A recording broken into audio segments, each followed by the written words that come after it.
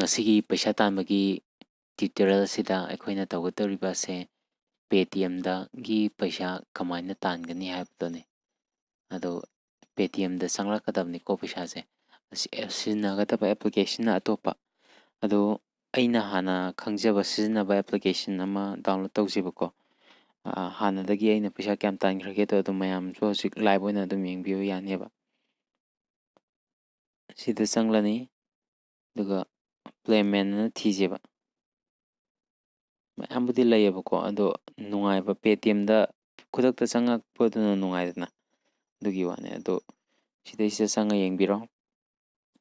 payment se hosik download tawrasi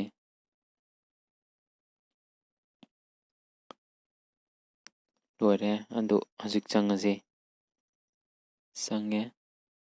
sida help artificial intelligence company by identifying objects in photos koina sida tawdiba thabakse kamai tawgadageda photo se lali chumi hairo adagi side lane lambi gi matai da leba post yungi bado yom chumna yungi yungde adukumba khandokpa yam lai grab thabakni asi car se siengbiyo maintenance lay car yaute car is damaged car is not damaged dagi semjalibu harasu adagi car se leitebu harasu car se soebu harasu car se kaim sokte haragasu niyom chumbada adu utkadamneba artificial intelligence haise akoina data je semedana sema matungsida mu company da mu thagitine ba ado artificial intelligence AI je moina company amna develop torko matamda heng line thoknabagi damaktani moi company ki benefit ki damakta aikoida check to halaga aikoida paisa pibe wan ada si continue with Facebook ko Facebook ko connect adum tawba yare ado aigidi handagi connect tawraga leba isa account ado continue with Facebook AI gi baga Facebook account ga adum connect tawrani kaigumba adom gi phone da Facebook application yauragadi adum mathanda connect tawragani ko ado permission piba ama darkar lay profile do check tawrakanda sigi application jena adomgi profile do connect tawraga nauna tax piraknabaidamakta connect tawbudi darkar lagani ai continue with Facebook tawrage ko ado ai account adum phat changani sidi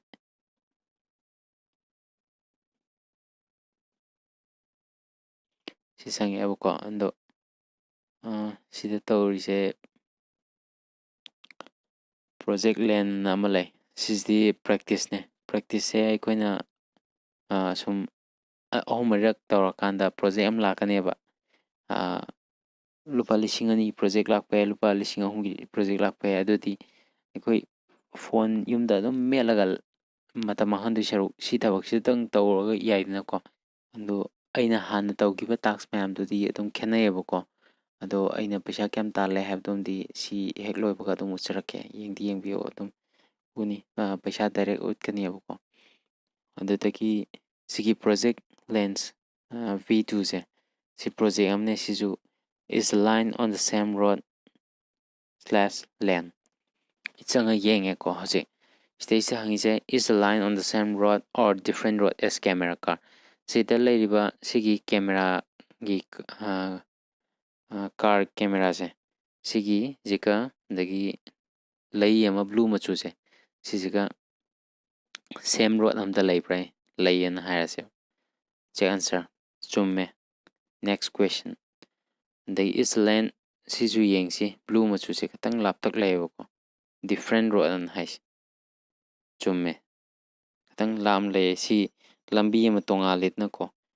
next amu yengs sise lay chap manaba lambi da lay pray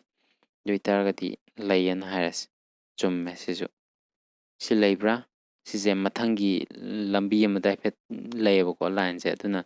different road ta khanjala chumbre yeng chumme lay se si manung amda layteba andagi sigi lambi se same road ta oigadra sida silayise same road ta oigadra different road ta oigadra se aisu khati samnebako adugo lambi se chumna laibanina same road na di khumyeng se tu chumbar lambra na yengse chumme chumamme same road ta oilerame ado asongi blue machu ama laise sida car maning sida leriba lei ingse sisiga camera car siga manabrai leitargati lambi se mande na khumbas summe sisu summe andagi straight sise same way bra different way bra same way chumme si same way bra different way bra same way na khanjala summe dagi asomda leise lam leigre sidi lambi je phanga lakpaina different road ana khalase chumme sisu last question sigi maningda koi silay na ko adudi lamangre lambi ju tongangre adna different road khalas chumme practice completed congrats you are now better at this task more tasks amu haras ado sise akoi practice sum tawring di kari lakani notification click sinamo sida verification na ama yarame ado sida haife changa yengcheba total payout se 3 lakhs hoigedaba ando number of days na 30 days tha amako the payout sina nongmada lising tara bhau pitholakani ado number of players se tara khangakadaba du itargati player amana lising ama hena nongmada tanba yayan haireba si yam phajagraba kanone aikoina hairingaidi adum kan tawganeba survey natra project sing adum lakneba sise stop spamming ko spammers is blacklisted haise sisingse seran turan Facebook application je Facebook account ahumari tor account je ahumari panga hangna baineba ando permanently ban loin tawre moi kambuje chit taw naba sina gen taw saina moise asi survey am lairi project am lairi bako ando aina tahꯧtaba haitar ando aigi account sida changa yengsi ai picture am se laise ye changa yengma matamda kari kari phangge do hepet yengseba paisa kyam yam tangrage da sida ai ming laire dagi phone number laire ko ai hajik se balance point se 0.9 lay total earnings na 560 rupees dagi koi sida aina tangi paisa to si chap chane si hingse adum paytm da adum khudakta changakani ko ando sida tax log dagi show only mobile tax hak tawge suyare computer da adum tawge suyare adai support kambuga wari sanage suyare log out tawge suyare simangare channel asina ngasi puthokchariba video matau karamna paytm gi paisa tangani haiba video asibu pambiragadi